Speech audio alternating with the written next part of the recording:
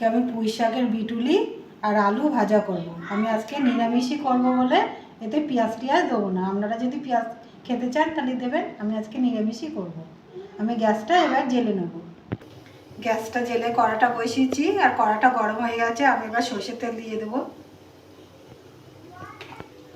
তেলটা গরম হয়ে গেছে, আমি গোটা জিরে আর শুকনো লঙ্কা দিয়ে দেবো।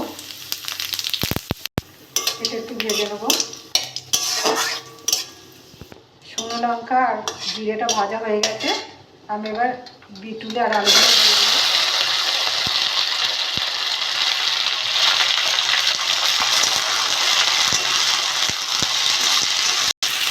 চার পাঁচ মিনিট আমি একটু ভেজে নিয়েছি।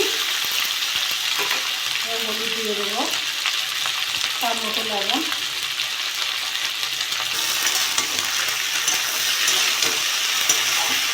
সিদ্ধ হয়ে গেছে, একটু চিনি দিয়ে দেবো।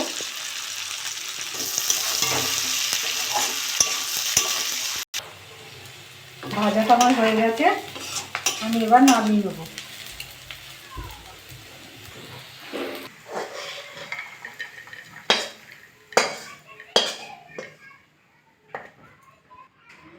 দেখুন কি সুন্দর হয়েছে। এরকম করে বাড়িতে রান্না করে খাবেন। খেয়ে ভালো লাগলে আমার চ্যানেলটাকে লাইক করবেন, শেয়ার করবেন, কমেন্ট করবেন, সাবস্ক্রাইব করবেন। ধন্যবাদ।